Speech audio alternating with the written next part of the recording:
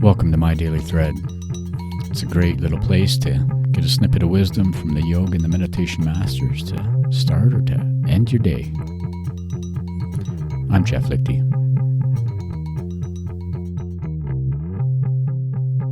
Okay, welcome back. We are closing in on the end of the week. Well, no, I think today is the end of the week. Well, that's great because today on My Daily Thread, where we're looking for that Patanjali wisdom, the snippet, the second chapter, verse 28. Now, this is one of my favorite sutras. This is the big daddy for me. I love this sutra, and that's why I think we're leaving the week on a beautiful note. And I know that we've spoken about this a lot, but please, would you just share this with a friend? Would you give us a little review on your podcast provider? That really helps us out in the podcast world. Did you know that My Daily Thread has hit over 10,000 downloads? So thanks to you for all that. Moving on.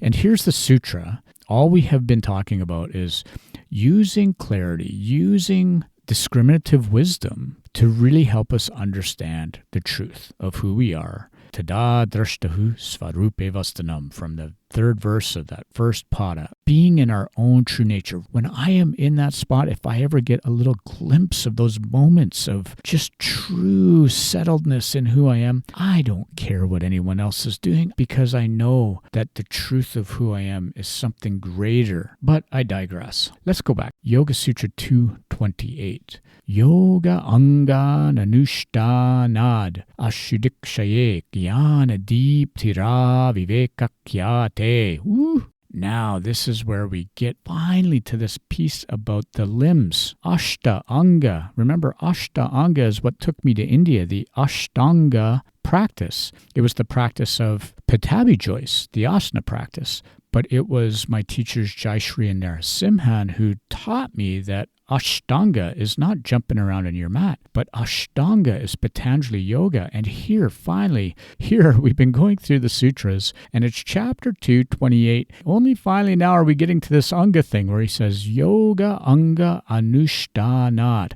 And so what he's saying here is from the practice of the angas, these limbs of yoga. Then we move to ashudikshaye. We destroy, we get rid of the impurities that are in the way of jnana deeptir, the illumination or the light of wisdom, that knowledge, viveka-khyāti, leading to discriminative wisdom. Remember, viveka-khyāti from the couple verses before. Jnana deeptira viveka-khyāti. This idea that we remove anything that's in the way of really developing discriminative insight and that illumination of that inner knowledge.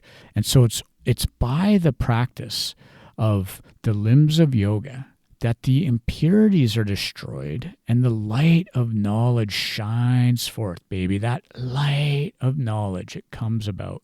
And so we're going to take up this sutra a little bit more, but this is a great promise. Here again, I don't care if you practice yoga or not. I don't care if you get on a mat and do asana, but this concentration practice that you can get from any different kind of practice, anything that stills the mind, starts to cultivate that clarity and that wisdom, yoga anga anushtanad, that practice over that time, then we are going to get to jnana deeptir, viveka-khyāti.